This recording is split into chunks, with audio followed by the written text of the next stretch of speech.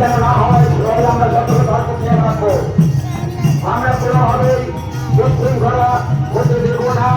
আমাদের শৃঙ্খলা শিষ্টাচার সবাই রাখতে রাখতে কমিটি পূর্ণিমা যাকে ভাব সেটাকে আমরা সর্বদা বজায় রেখে চলবো।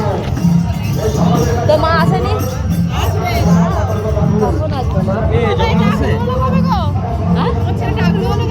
না এরা করে দিচ্ছি কবে? ধর তো ক্যামেরাটা একটু